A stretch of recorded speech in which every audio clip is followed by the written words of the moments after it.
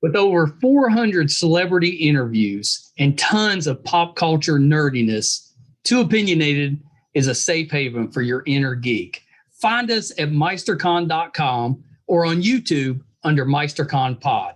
And please subscribe. It would really help us out. Thanks, everybody. Hi, everybody. Welcome to another edition of Too Opinionated. I'm super excited today. I've got actress Kimberly Dawn Guerrero with me. So welcome, Kimberly. Hi. Thank you so much for having me. It's great to be here chatting with you today. That's so nice. I was so excited to have you on the show. I like to go around and ask the kids, like, I'm having this person on. What have you seen them in? All right. So both of my boys, big How I Met Your Mother fans. That's what they knew you from. Okay. Yeah. That was like she was a stage mom. I was. Yeah, I was. It was fun. I got to talk to Neil Patrick Harris, and he's just hilarious. So it was really fun. He seems like he's just funny, just normal. He is, and he's so down to earth and cool. Like, yeah. I love working with people like that. Yeah, that are just relaxed, like comfortable in their own skin. Yes. Yeah. He's comfortable and just like, they're just totally like normal people. Like, they're, huge names, and it's so wonderful talking to them because they've never let like fame go to their head. I know. And that's kind of rare. Yeah. I'm always thankful when I work with people like that. Yeah, that's pretty great. So I jumped ahead a little bit, but let me back us up. Talk a little bit about what got you into acting. What made you want to become an actress? Oh gosh. So I was a really introverted kid. Like, me too. Really? And it's so weird because people now are like, how could you be an actor? And I'm like really outgoing. But so my mom put me in a dance class when I was about 5 years old, just to try to get me out of my shell. Yeah. And that's good parenting. It was really good parenting. And the day of the dance rehearsal, my parents thought I wasn't going to go on stage. Because I literally was the type of kid that hid behind my mom. But not only did I go on stage, I went on stage and I led the whole performance. And they were like, okay, maybe she's got something.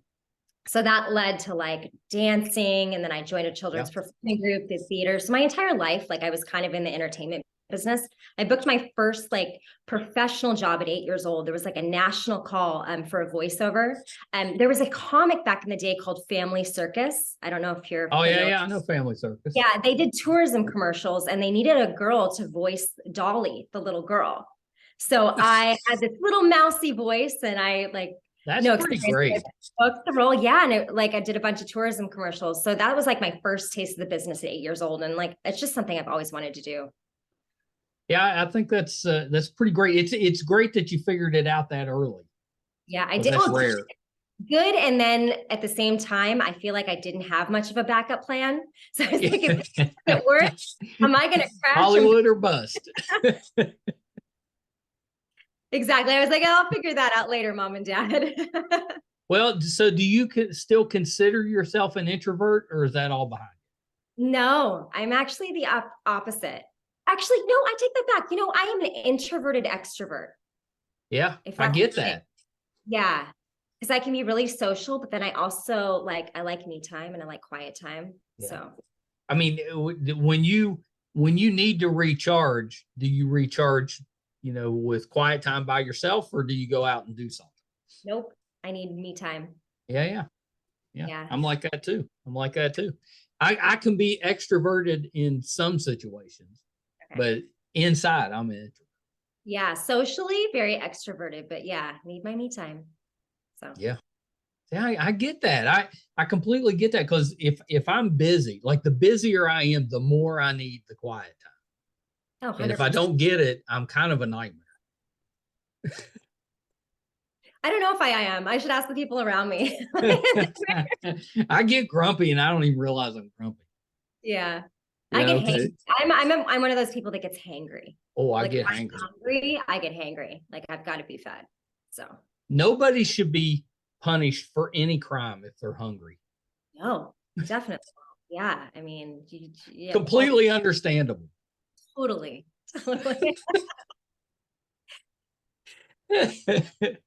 So you've got a new Christmas movie coming out. Like it comes out soon too, right? It premieres this Sunday, Thanksgiving weekend, November 27th on ION TV. 8/7 Central, and then it'll air throughout the holiday season. Like I think it's even airing Christmas Eve. Oh But yeah, that's how Christmas movies work. They just keep showing up. Yeah, so it's called Dog Napped, A Hound for the Holidays, and it's so amazing because not only is it a Christmas movie, it's a dog story. So Yeah. it's like two happy things put into one. What kind of dog is it? Oh gosh, oh my gosh, Falcor. I'm so sorry. Falcor is the name of the actor dog. I want to. Wasn't Falcor the thing from He's Neverending adorable. Story? Yeah, he's adorable. That might have been the dog's name. He's adorable. I don't know what kind of mix. I don't want to get it wrong. Maybe Is he a mixed. big dog or a little dog? He's like medium size, but he's like a really cute, like cuddly, like fluffy dog. So what's your role in the movie? Okay, so I play Victoria Frost. She is a, how do I explain her? I would like to say nightmare influencer, but so she's an egotistical, famous influencer who at the beginning of the movie deals with a little bit of a PR scandal. So for her image, they decide it's a good idea to go to her assistant Emily, played by my co-star Sarah Ball's hometown. It's like a little town in the middle of nowhere to get out of the limelight. And drama follows Victoria everywhere she goes because my dog ends up getting dog napped. Of course. And the movie is all about a mystery about who took the dog, getting the dog back. And then there's a little bit of a love story between my assistant and a local vet, typical Christmas movie. So it sounds very typical other than you putting in the dog napping. Yes. Yeah. So that makes it unique. It really does. And I feel like a lot of Christmas movies are like a cute love story, but we're a mystery too. So I think everyone's going to like this movie, like kids, adults, like guys, girls, because it has kind of all of it, unless you don't like dogs, I get if, the thought that, all right, you need to get out of the limelight. I'm going to send you to this small town. That would have worked like back when I was growing up. Yes. Because there was no internet. Nobody had a cell phone. You went to a small town, you basically just disappeared. Yeah. But now today you go to a small town, that's not exactly getting out. Mm-hmm. My character comes across a bunch of other characters, including, maybe like a super fan. Her super fans are called Frosties, which I think is really funny. That is and her fans are called like her Frosties. So have you started a Facebook group called the Frosties yet? No, I have not. You need a little like a Facebook page, or I'm sure you've got social media, but you need a specific group just for your fans called the Frosties. Yeah, we'll see. We'll see what people think of Victoria by the end of the movie. So I think what? I was going to say, she sounds like she starts out as the bad guy. Kind of. I think Victoria is more just kind of oblivious to everything, and she just learned like lessons in life. So, well, that's what we like with our Christmas movies. You gotta learn your lesson. Exactly. Get into the Christmas spirit by the end of it. Exactly. And Vivica A. Fox is in our movie too, and she's great in everything. Yeah. I mean, that's pretty. If you gotta have a co-star, that's not bad. Yeah. She's another one of those people that are like Hollywood people that are amazing, down to earth, just a wonderful, wonderful person. Yeah, and she seems like it. Just listening to interviews and stuff with her, that's exactly how she comes across. Am I wrong, or had you done another Christmas movie at some point? I did another Ion TV movie with Lacey Chabert and Chris Kattan. Yes. Victoria Fox is in it too, but I did not work with her. I worked with Lacey and Chris in that one. So yeah. Holiday Heist. Yes. Yeah. I came out a few years back. So a little while ago. Yeah. That's pretty good though. You got to get the Christmas movie on your resume. You know what? If I could do a Christmas movie every year, I would feel complete. There's something just so fun and like magical about shooting a holiday film. Well, and don't you think we need more like good endings, positive endings? Because Christmas movie, there's no bittersweet endings. There's no kind of where you're not sure if things worked out or not. It's always wrapped up in a nice bow. Right. Especially with what, our world we're living in now. Like, I think it's an escape for people. Like, I think Christmas movies have always been a big thing, but I've noticed like the past 2 years, like how many more people like they start decorating earlier. And I mean, my tree's up. So I noticed that. yeah, I got kind of pressure though, because I was like, I'm going to be talking about my Christmas movie. I got to get that tree up this year. So Yeah. Well, okay. So that's fair. You had incentive. But in my, if I'm going to be completely honest, it did go up on November 1st last year too. So See, my daughter is like that too. It's like the day after Halloween. yeah, Christmas Halloween is time. like holiday season Eve. You get, I need, I don't know. I need all the happiness I can get. So I soak up these few months because I know like come January, it all goes away and, Do you go to like family's house for Thanksgiving and Christmas, or do they come to your house? I didn't know. We're going to family. I'm going to my in-laws' house for Thanksgiving, and then my family's in Arizona. So we're going to Arizona for Christmas. Very nice. Yeah. I've hosted a year or two, but normally like my parents and my in-laws, they still want to host. So I'm fine with that. I don't have to, I mean, I can bring like a dish. But Yeah, it's easier. Cook or entertain or clean. Thanks, moms. Yeah, it's not bad. We normally host Thanksgiving. We don't host Christmas. Okay. It's We're a lot. probably still recovering from Thanksgiving. It's a lot of work. A lot of work. It's exhausting. Those are good memories though, when you get the families together, I think. They are. That's irreplaceable. Like that's the most important. What did you do? What did you do growing up? Did you have a family member that you went to their house every year, or did it change every year? My mom and dad always threw a big Christmas Eve party. So we had to come to our house on Christmas Eve, like family, friends. It was always like our house everyone came to. And then Christmas Day, we would go to my grandparents' house. Yeah, that's pretty great. That's pretty great. Did you have a lot of cousins? I have 0 first cousins. Really?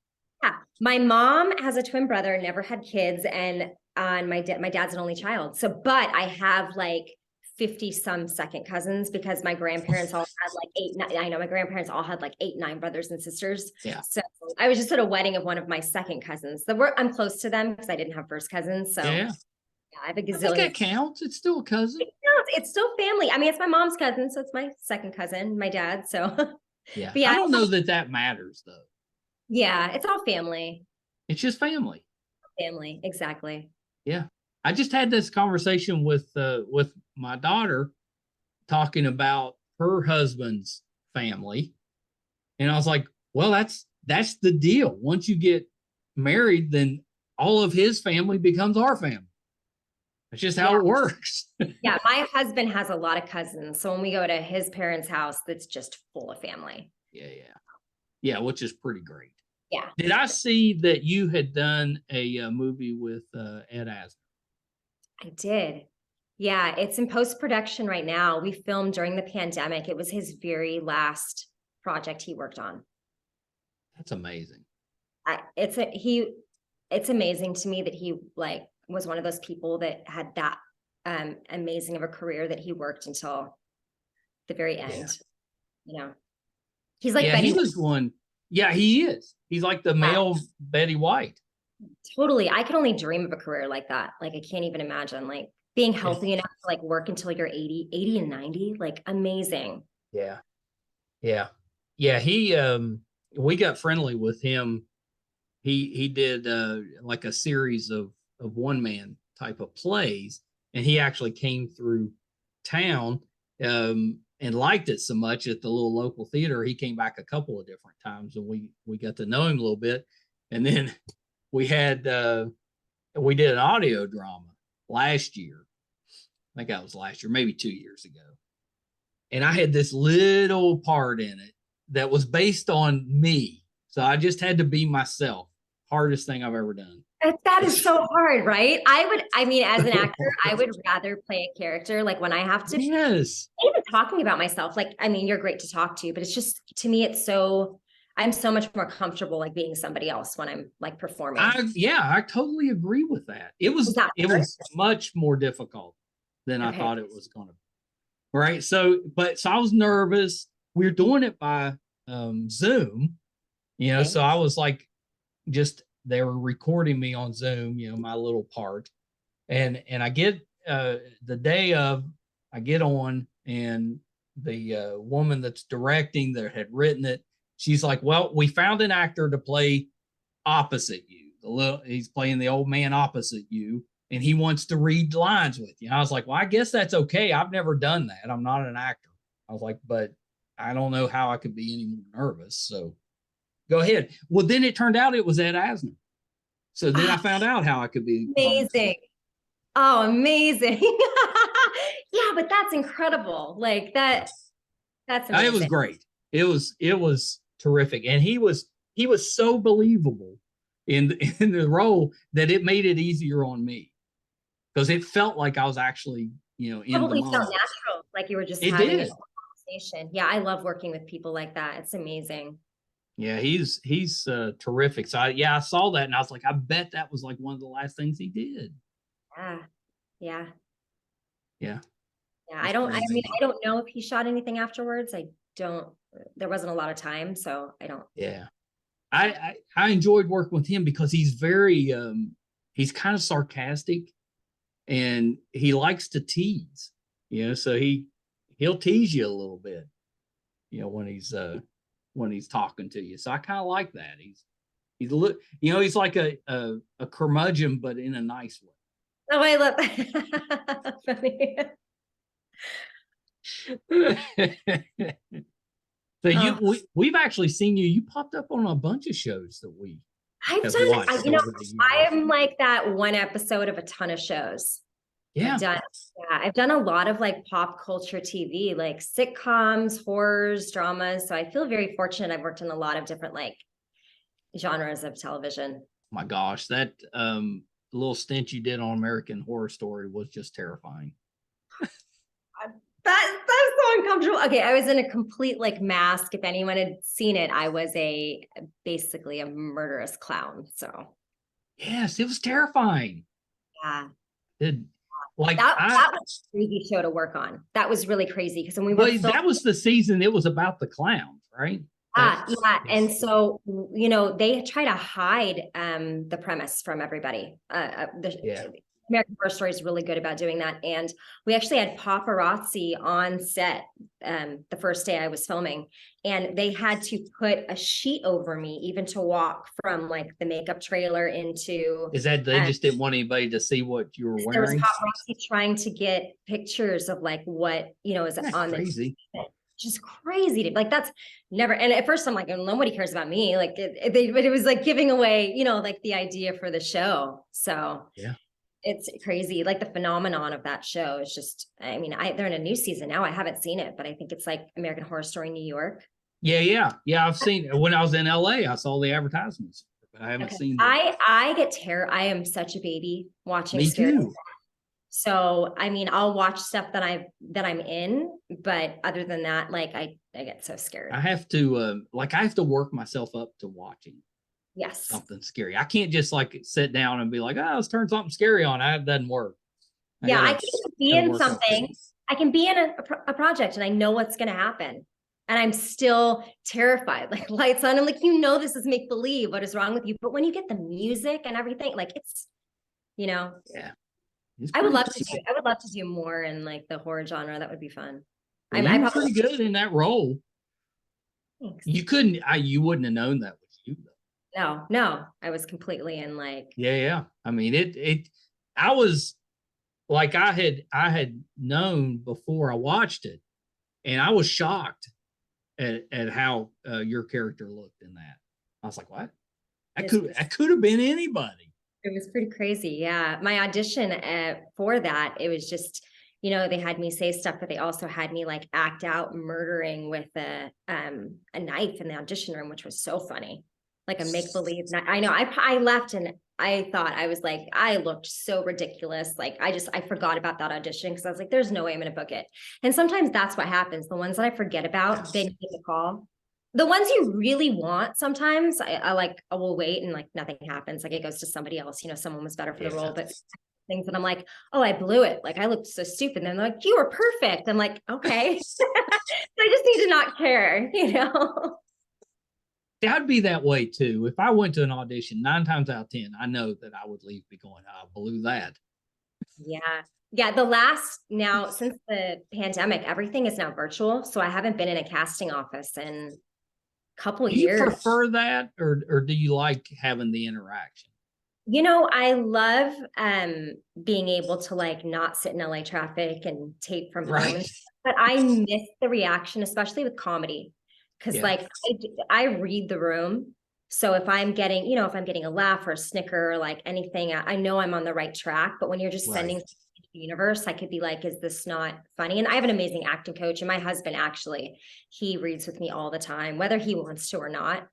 I mean, I was gonna say that's good husbanding there. Yeah, he's really busy with work, but like I'll beg him. So sometimes we'll tape at like 10 o'clock at night because I'm like, I need to get this done. And I mean, I can read with a virtual reader, but it's not the same as like reading with someone in person. That's right. Well, how's he do though? Is he do pretty good, or is he phoning it in because he don't want to do it? He's gotten better. He's gotten better. He's like, he's gotten better. He tries real hard.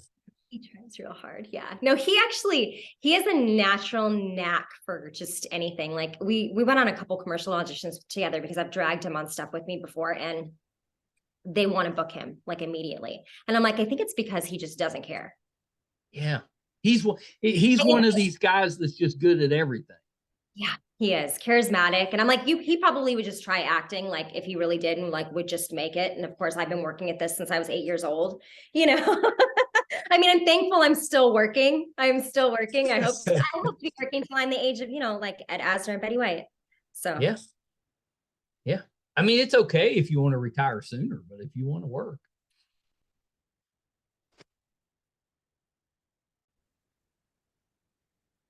All right, so we froze up for a second, but we're back. Yes, technology. Can't live without it. Oh, gosh. So we saw you on Blackish. Yes. Thought you were really good on there.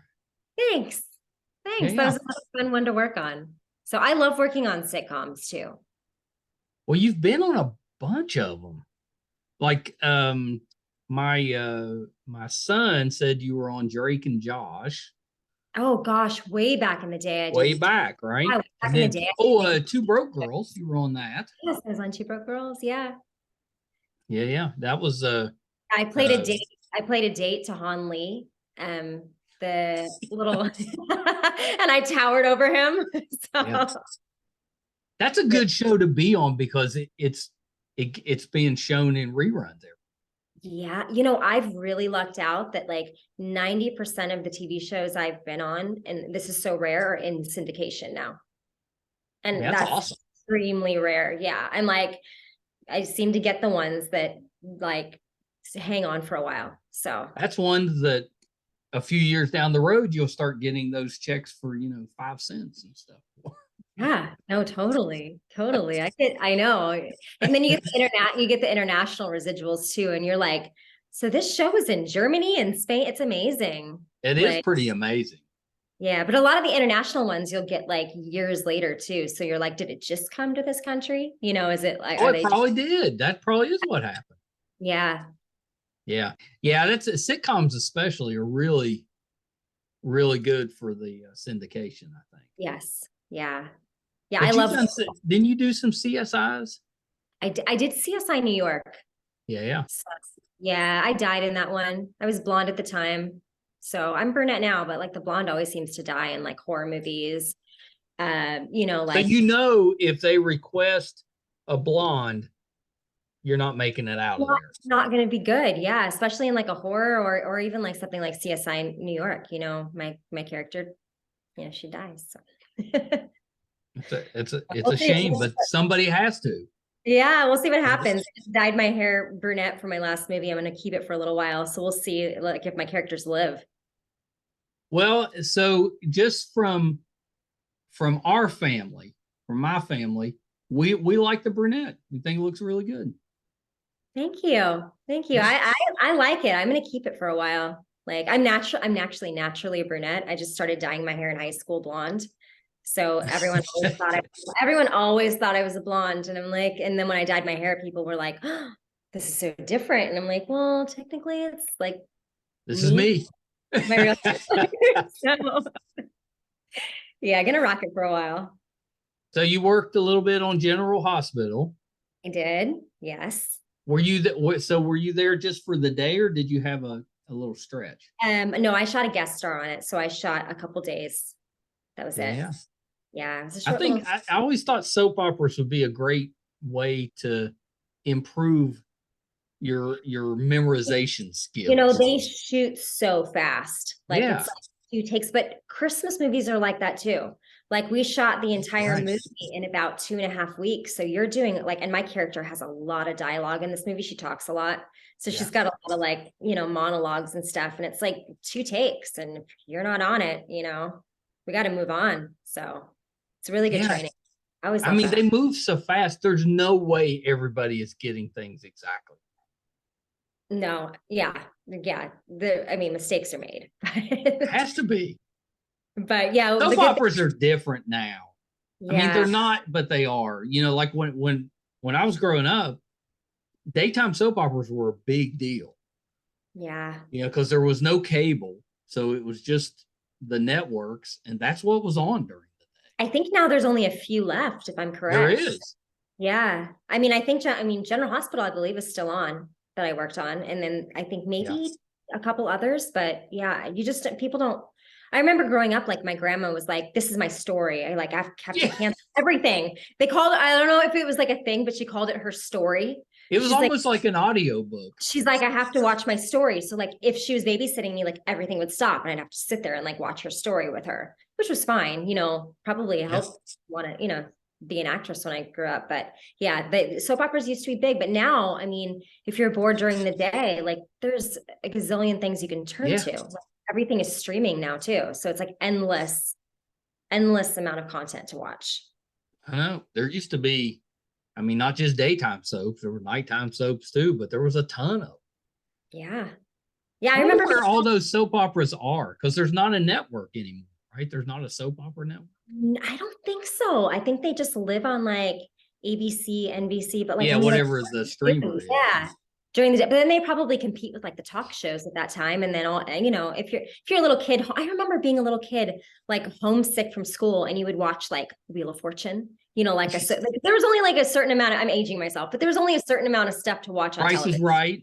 Yes, but now, like, what is the kid? Like a kid sick, and it's like, I can just 10 episodes. Yeah, they just stream whatever they want. Yeah. If I want to watch something, it's what was on TV or my VHS tape, the 10 that I owned. So yeah. Well, you had 10 and they were worn out.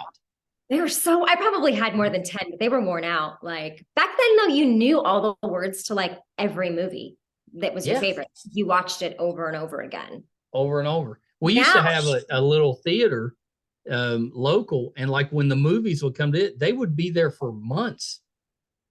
Yeah, I remember going to see Raiders of the Lost Ark. It had been there for over a year. That's amazing. Movies aren't like that anymore. It's like maybe a month and they're gone. Maybe in a lot of movies now, I feel like, there is still the theater, but people sit at home and watch TV. With Netflix and everything, I know I stream. Like I still love the experience of going to a theater, but I also love like not having to do that too, and having like, blockbuster movies in my house. Yeah. I took a group to the theater. There was 4 of us. I got just drinks, tickets and drinks, $80. That's crazy.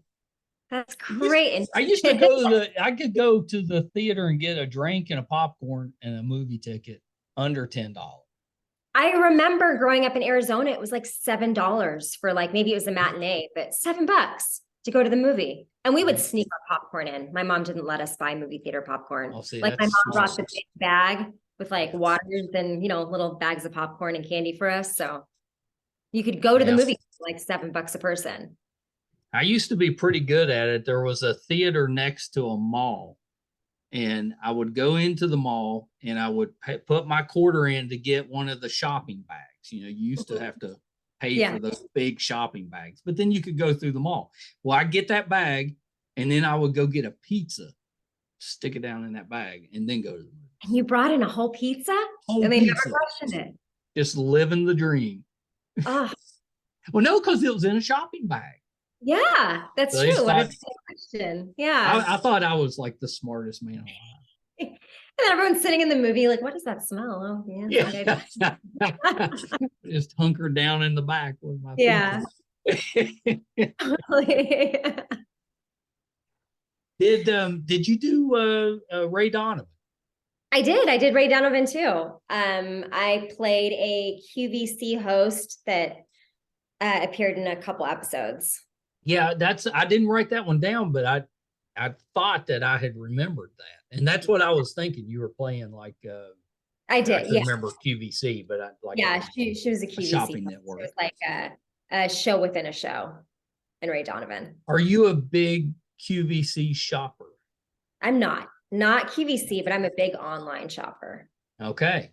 Aren't we all though anymore? Nobody goes to the store.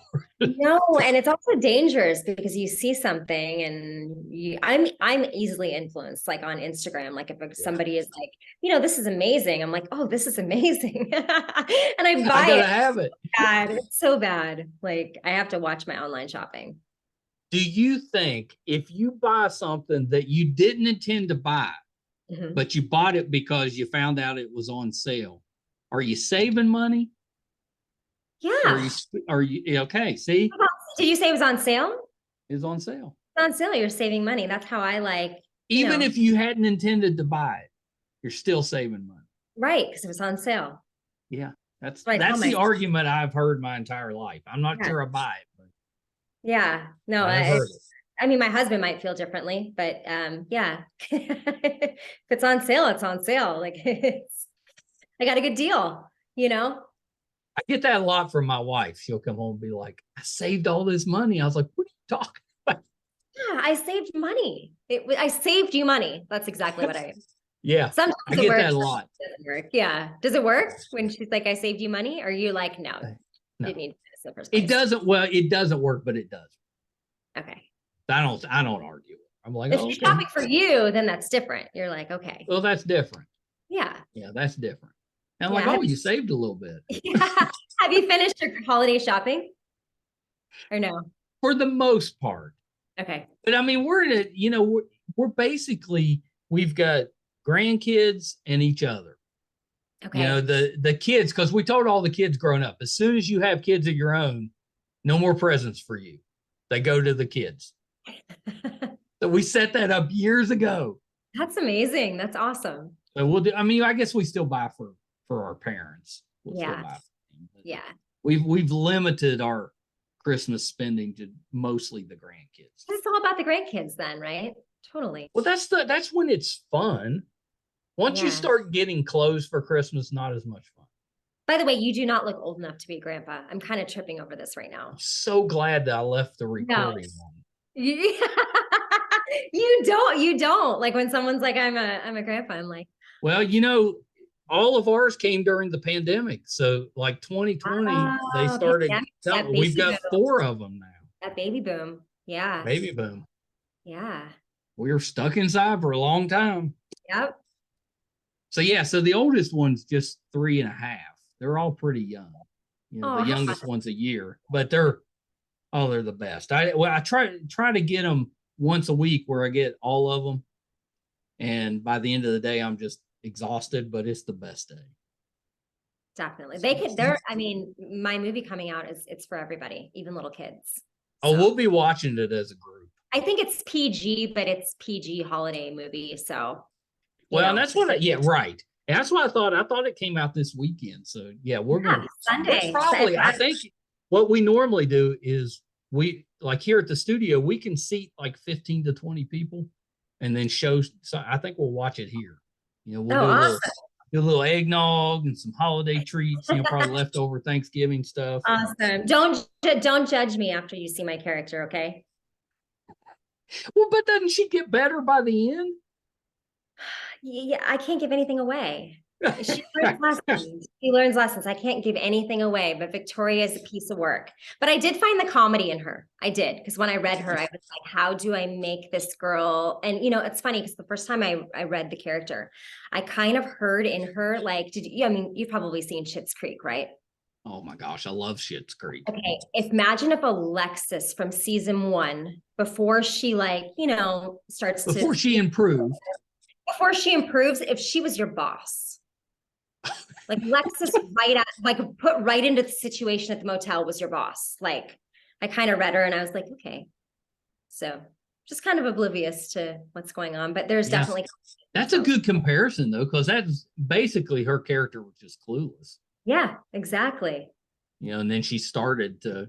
But then by the end of the show, like I was crying the last couple episodes. I always tell people with Schitt's Creek, it's like you watch the first episode or two and you're like, these people are terrible. Yeah. But then by like the third or fourth episode, you're like, I love these people. Love them. You're rooting for them. I have to admit, I heard about Schitt's Creek and I turned on the first episode and I turned it off. Yeah, I did the same thing.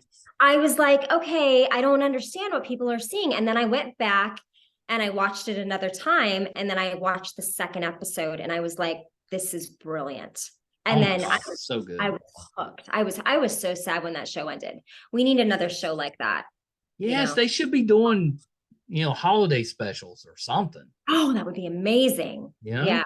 Back. They could have like a reunion. I want to see where they are now in their lives. I'd be totally in with that. I would too. Just what a well-written show, and then the perfect cast. Oh, it was comedy perfection. Perfection. Which we just finished watching it for the second time. Like we just. Okay. I watched it one time through. I'm going to rewatch it though. That's what we did. Because, you have those times where you don't want to watch something heavy right before bed. Yes. Yeah. So we try to have, a show that's short, like an episode's like 20 minutes. Yeah. Do that. That's what I do every night. But my guilty pleasure is Friends. Oh, that's a good one. Yeah. I mean, it's so, and I've seen every episode a gazillion times, so I fall asleep, but I still laugh. It's amazing how I can go back and an episode like 10 times and I'll still laugh. That's good comedy, right there. That is good comedy. That's normally I show all the Thanksgiving episodes on Thanksgiving Day. I just have those running in the background. Oh, that's a good idea. That's awesome. Because it's one of my favorite shows ever. Same. Yes. Top 3 so for good. Me. Yeah, ever. I'll give you, this is off topic, but I'll give you a quick friend story. Okay. So I've got a good friend that was an actress back in the 90s and the early 2000s, and I asked her, I was like, well, did you ever get close to a role and didn't get it? Because most actors have that role, something that they turned down, it turned out to be something big or whatever. So she said she was interviewing for a role, and she got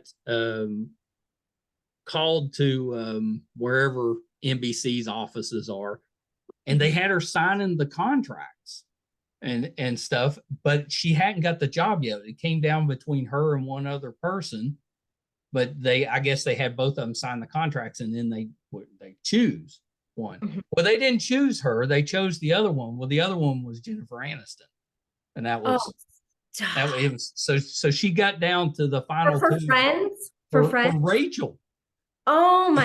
Oh no! How do you recover from that one? Well, she's done a lot better than I would, but she's still like, it stings.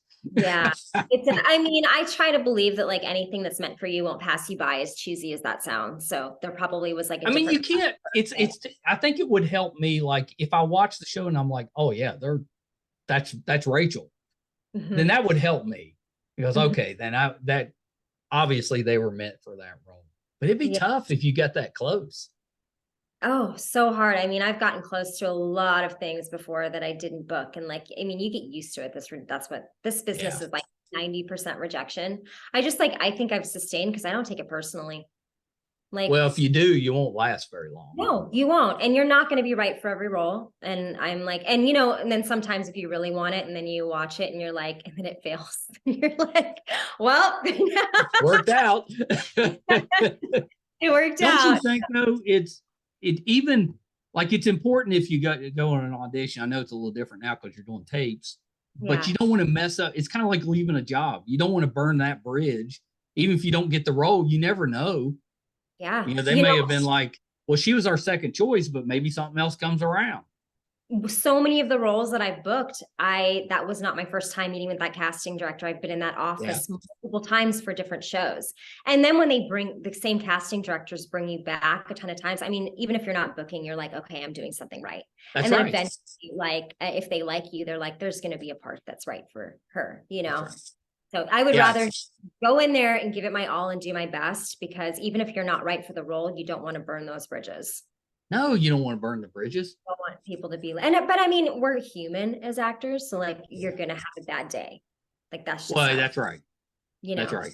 You're gonna have that day where you're not in the right frame of mind for the audition. And I have that'll probably be the one you get, but but I have learned to like to take control in the room and be like, if I start off on a wrong foot, I'm gonna stop it and ask if I can go back, because I'm not. Well, that's a veteran actor. I don't want to leave. I don't want to leave the room knowing that I could have done better. You know. So I'll be like, is it okay if it's okay with them if I start again? Because sometimes you just get off on the wrong foot, but then if you go back.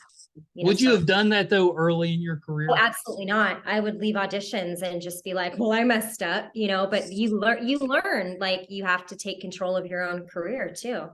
Yeah. I'm surprised that they don't like just realize that and just be like, you want to try that again? Some casting directors do, but sometimes they see so many people. It's like, okay, she's not right next, you know? And the worst thing is if you get a thank you for coming. Oh, yeah, that's not good. If someone's like, thank you for coming, I'm like, well, didn't get that one. Yeah. I don't know. That might be good, because then you wouldn't. Okay. I'm not going to worry about that one. Yeah. I don't think I've ever booked anything where they've been like, thank you for coming. Thanks for sitting in traffic today and coming to see me. No, casting directors are amazing. Like you gain relationships with them. Yeah. Because they're the gatekeepers. I know. You don't realize unless you really think about it, but they got a lot of power. They do. I mean, unless you are like the daughter of somebody or the friend, like you don't get an audition like without going through casting. Or sometimes this has happened lately where like a writer or something, you've done another project and then they'll like recommend you to like production or whatever. But yeah, it's casting directors are the gatekeepers. So and as an actor, I had to learn that they're your friend too, and they want you to succeed because they want to cast the show. So they want to do a good job casting. Yeah, exactly. And if they see, you know, then they don't have to spend so much time, you know, too.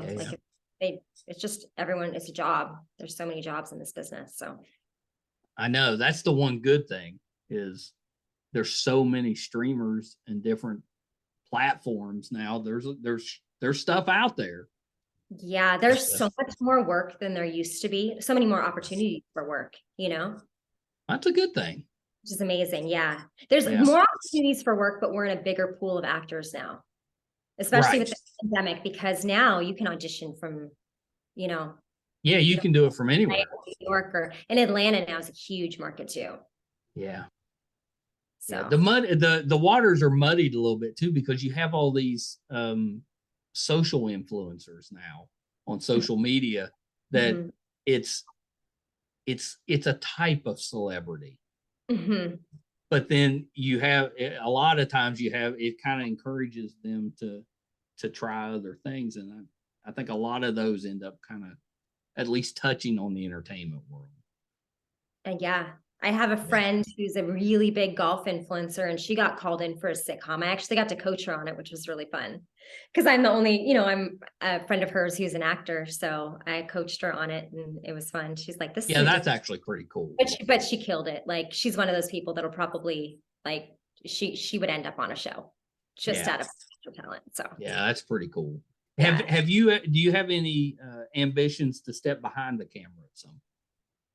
Yes. More in I feel like more in a writing sense than a directing sense. So I write on the side. Like I've been writing since I was younger. Originally I was going to be an English major, didn't do that. So I ended up very good. Communications route, but I like to write. So maybe I'll write a Christmas movie. We'll see. That's it. It's in some ways, I think it's easier to write a screenplay, but in some ways it's harder because you got to be very descriptive. Yeah.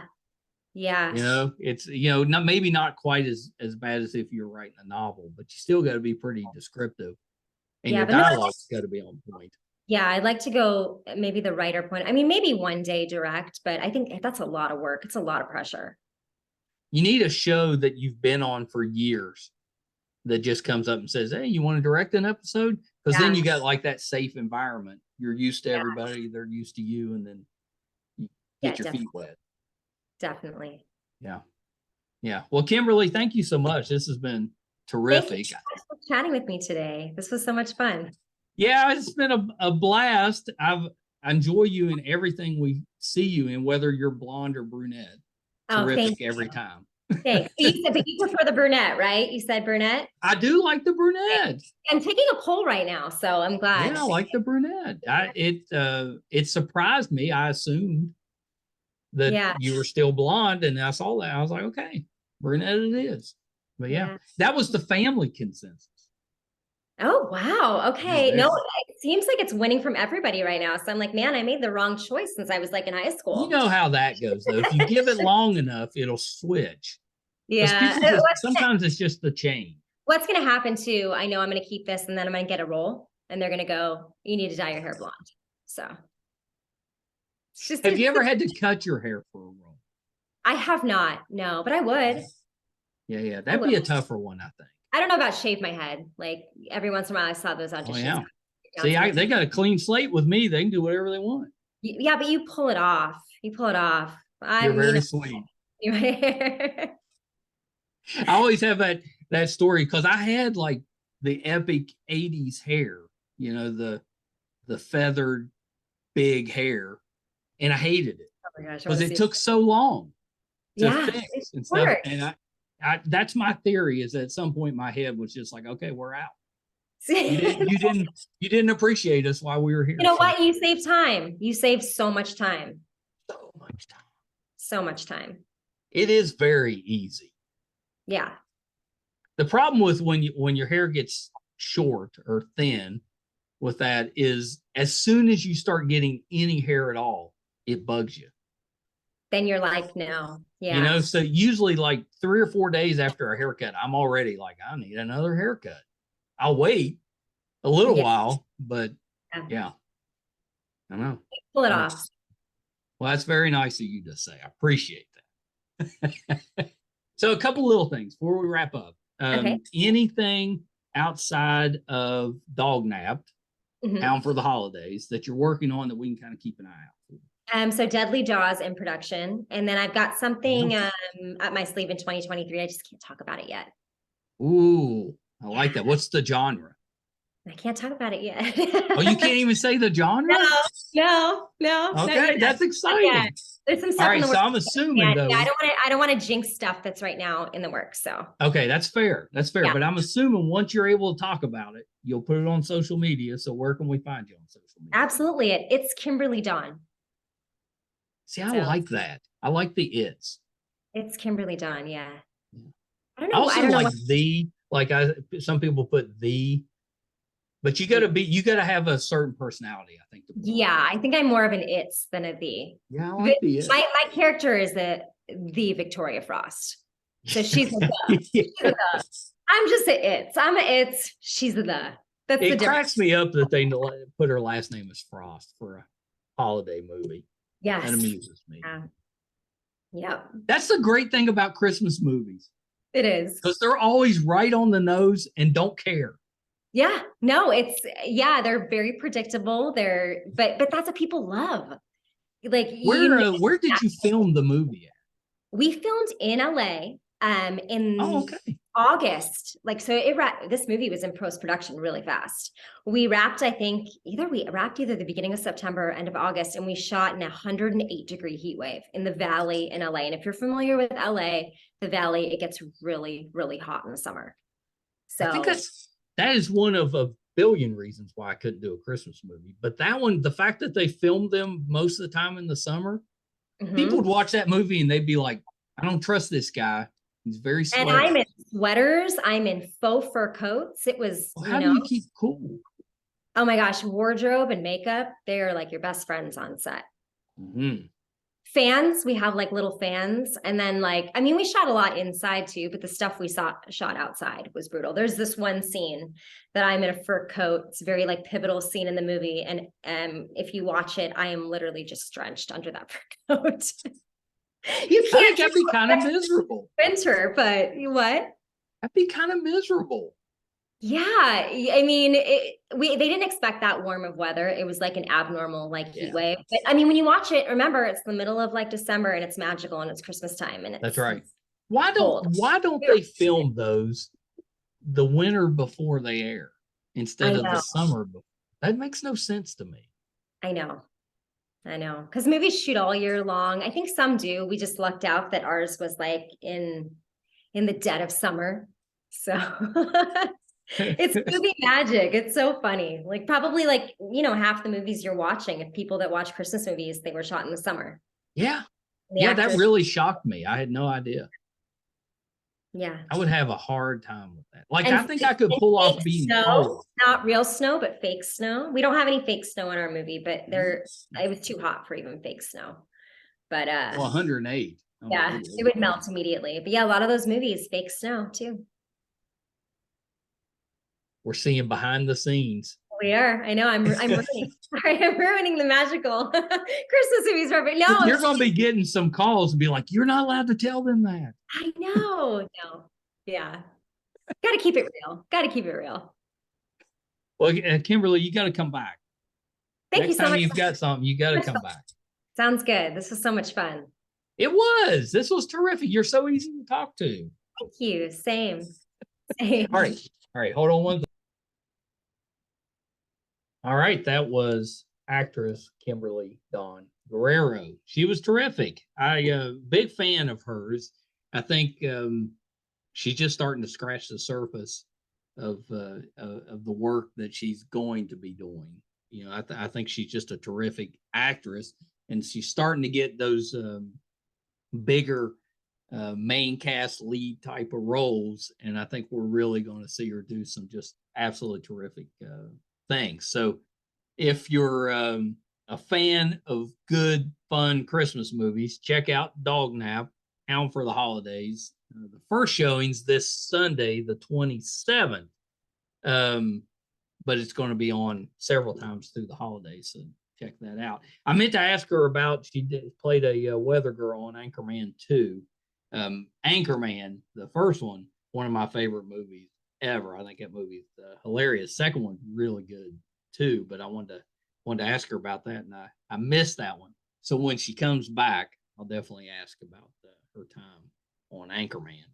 Thank you guys so much for tuning in again this week. We definitely don't take you for granted.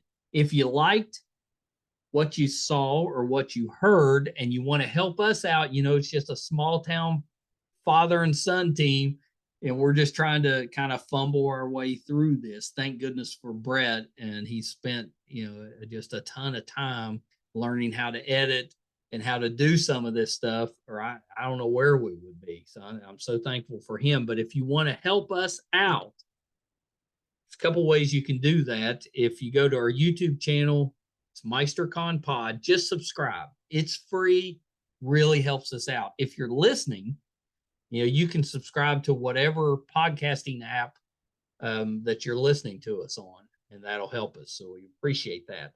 Today, we put out episode 486.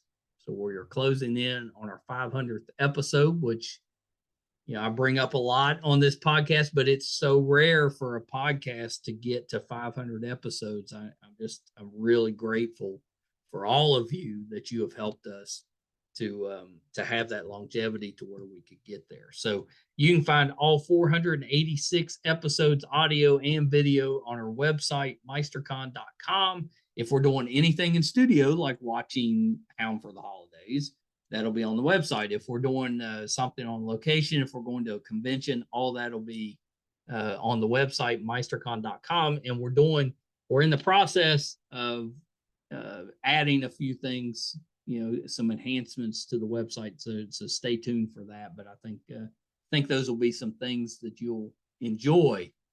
Thank you guys so much. Until next time. Bye, everybody.